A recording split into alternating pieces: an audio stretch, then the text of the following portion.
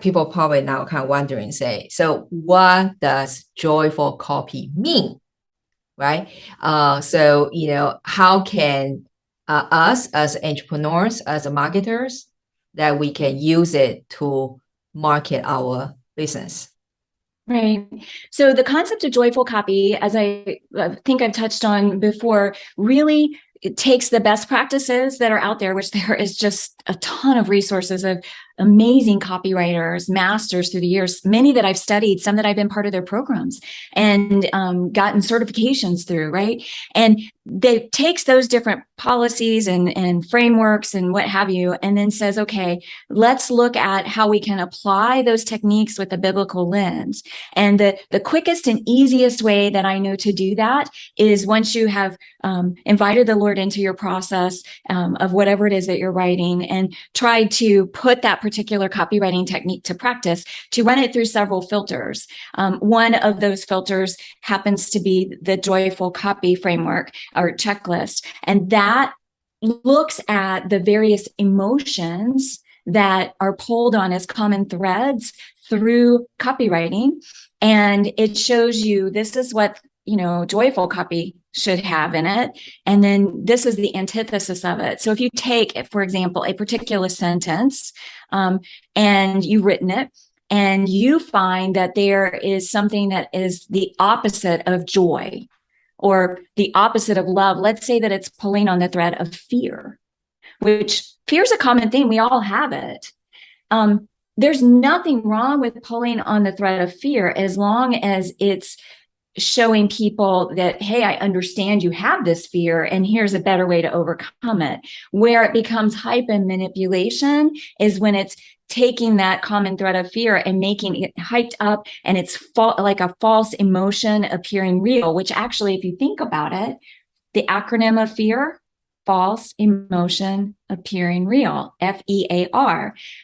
So what you want to do is flip the script, because the opposite of fear would be love. And you want to be able to interject or change your copy up so that it doesn't have that false emotion appearing real, that it actually shows the fruits of the spirit with love, joy, peace, gentleness, kindness, self-control, and so forth. The antithesis acronym, if you will, of fear is living our values every day, and living our values every day, love. And so you want to do that. And that's just a taste of what it's like to look into joyful copy. I enjoy that. I'm sure now the audience out there probably is thinking, okay, I know we're going to get your book, but is that this framework, is that you have something in your website that we can find about it? Yes, you can actually go. The framework is available in my book. And there is a link inside the book that will take you to the Joyful Copy Checklist page that you can download. Here we go. You can also find the Joyful Copy Checklist on my website if you just want to go straight to the chase and pull that out. But if you want to learn more about how to use it, then you'd want to go get my book. There's a free excerpt that is available on my book page. You can go to joyfulcopy.com or joycaps.com/book, and you'll find everything there. And I have a personal question, and probably also is on behalf of audience as well. What is your thoughts to use the AI tool for copywriting? Because I think a lot of people thought, I'm really not a good writer. And sometimes I'm staring at the computer screen, really nothing coming out. So what is your thought on that? Wow. I didn't anticipate that question, Kelly. Thanks. Oh, I'm sorry. I put her on the spot. It's all good. I like speaking from the hip. I think that technology is great and it has value and benefits in all aspects of life. But I also think that there's a balance that we need to achieve, and leaning in my personal opinion, leaning into technology to help you write your copy, such as an AI tool that'll just copy paste everything together. There's a bit of inauthenticness in that you're not getting your voice across. And the other piece to me that is even more important is it doesn't allow you to invite the Holy Spirit in to guide you in what it is that you need to write. There's no way that you can push a button in an AI tool that says interject Holy Spirit through this. It just doesn't work. And so I want to tread carefully on that, because I don't want to be a naysayer and say, don't use an AI tool to help you write. I just would like to ask the listeners to thoughtfully consider that there's a better way for connecting with your customers, and doing so in a rich and meaningful way that'll convey the message that the Lord has put on your heart to deliver into the marketplace.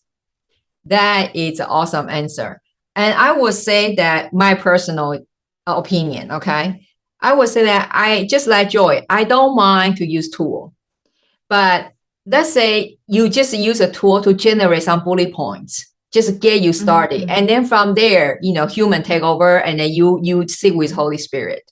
Then I don't have objection for it. But I don't think if you just use purely all the content is just generated from the machine, I just don't think that work well.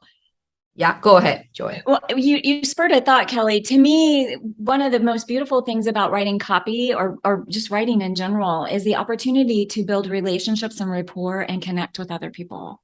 And when you allow a machine to do that for you, you've lost that. It becomes flat. You've lost that ability to be able to make that personal interaction, that human connection that is so vital, that relationship building to what we do in spreading the message about our businesses, what we offer, and how we can help others transform whatever problem it is that we solve.